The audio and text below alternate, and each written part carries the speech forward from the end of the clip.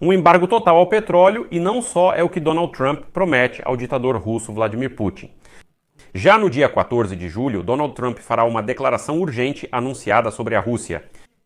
E fontes da Casa Branca já afirmaram hoje que Trump está considerando um chamado embargo global ao petróleo contra a Rússia, além de sanções ainda mais duras contra o Kremlin, para destruir a economia militar de Putin.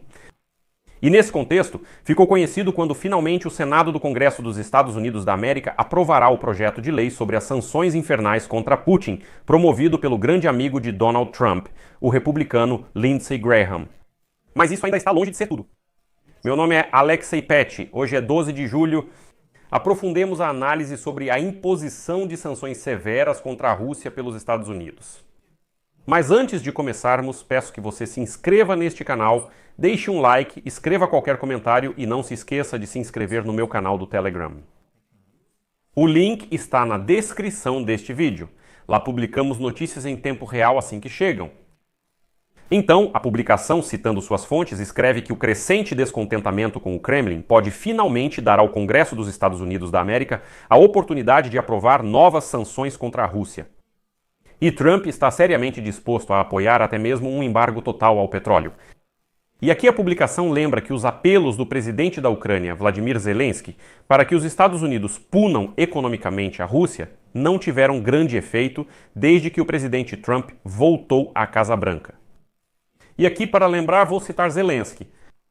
As sanções devem ser impostas mais rapidamente, e a pressão sobre a Rússia precisa ser forte o bastante para que ela sinta de fato as consequências do seu terror. Mas como está escrito desta vez, o pedido de Zelensky talvez tenha encontrado terreno fértil. Nesta semana, Trump demonstrou uma crescente decepção com o presidente da Rússia, Putin, devido à relutância da Rússia em sentar-se à mesa de negociações. E seu desejo persistente de continuar ataques massivos de drones e mísseis contra alvos civis na Ucrânia. E a propósito, quando perguntaram para Donald Trump na véspera, você sabe que Putin não só continua, mas intensifica os ataques de mísseis e drones contra cidades ucranianas pacíficas?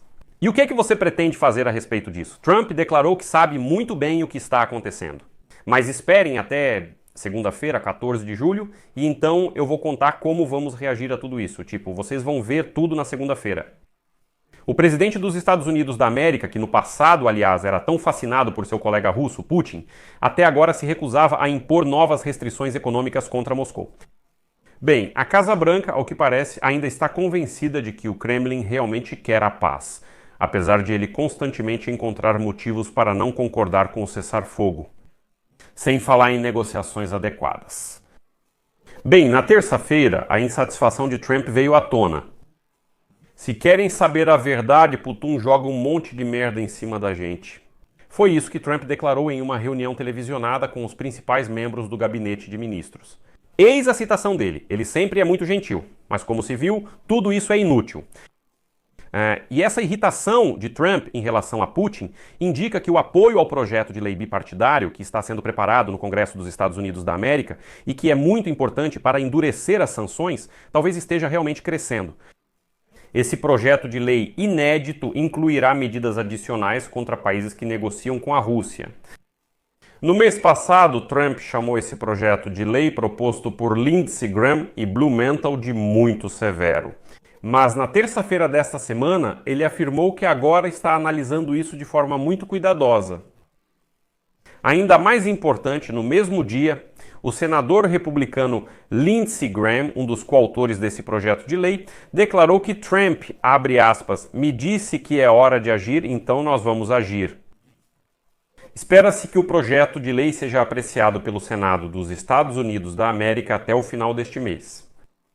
Aqui, é claro, surgem alguns detalhes. Como poderia ser diferente?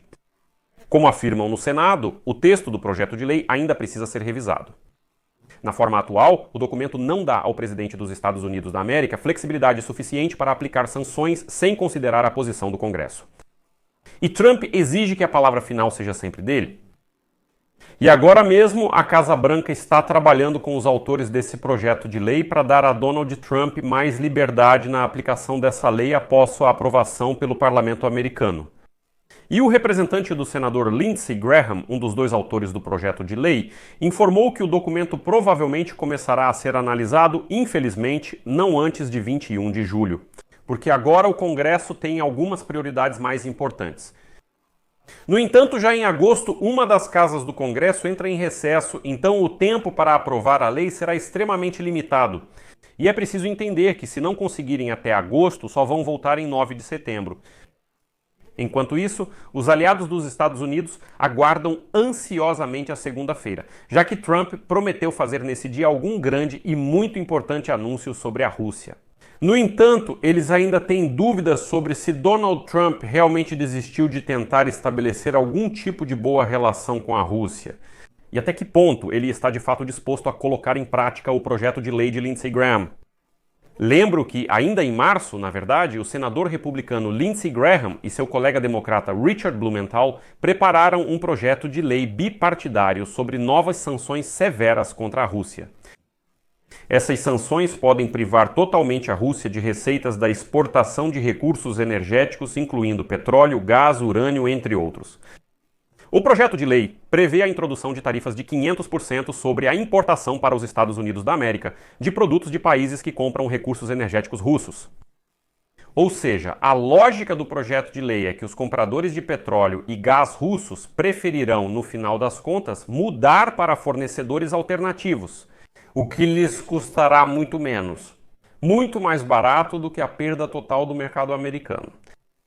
Mas há um problema, porque essas sanções secundárias afetarão países como China, Índia e Turquia, que compram petróleo da Rússia em parte através da chamada frota sombria de petroleiros secretos. A pedra no caminho é se Trump conseguirá lidar com as consequências econômicas de uma tarifa de 500%, em meio a contínuas turbulências econômicas. Os senadores declararam que estão prontos para conceder a Donald Trump o direito de cancelar a tarifa. Ou seja, colocá-la em pausa por até 180 dias sob supervisão do Congresso. No entanto, a Casa Branca insiste que o Congresso não deve ter autoridade para interferir na situação, caso o presidente Trump decida cancelar ou suspender essas sanções. Ou seja, Trump exige que o projeto de lei seja aprovado de forma que apenas ele, exclusivamente ele, possa tomar a decisão de impor, cancelar ou suspender essas sanções e depois. Na prática, a implementação dessas tarifas seria equivalente a um embargo global ao petróleo russo. Em suma, se esse projeto de lei for aprovado, ninguém no mundo poderá comprar petróleo e gás russos se quiser negociar com os americanos. Por outro lado, os analistas já afirmam que, no dia 14 de julho, Trump pode fazer o último tiro de advertência. Ou seja, Trump pode se dirigir aos americanos e declarar: ouçam, precisamos reconhecer o risco que a Rússia representa para a Europa e para o mundo inteiro. E teremos que aceitar os preços do petróleo mais próximos de $100 ou talvez até mais altos se aplicarmos esse projeto de lei. Mas dizem que devemos correr esse risco para sufocar a economia russa. No entanto, essa ampliação do regime de sanções dos Estados Unidos da América e alguma forma de ameaça secundária de tarifas podem acabar sendo eficazes. Aqui, a União Europeia e os Estados Unidos finalmente podem agir em sincronia. Além disso, isso pode funcionar já na fase de simples ameaças de aplicação. Vou explicar. A União Europeia, no âmbito do G7, está pronta para impor novas sanções contra a Rússia. E esse pacote de medidas, entre outras coisas, prevê a redução do preço máximo do petróleo russo de $60 para $45 por barril. Essa restrição permite que os países da União Europeia e do G7 forneçam transporte marítimo e serviços relacionados para exportação de petróleo russo para terceiros países. Somente se ela for vendida pelo preço estabelecido ou abaixo dele. Isso significa que a Rússia começará a vender petróleo com prejuízo, porque $45 por barril já está bem abaixo do preço de mercado. Considerando os custos de transporte, extração e outros, isso simplesmente gera prejuízo. E Trump pode finalmente concordar com essa medida, acrescentando que, se nem isso parar Putin, os Estados Unidos da América serão obrigados a impor aquelas tarifas de 500%.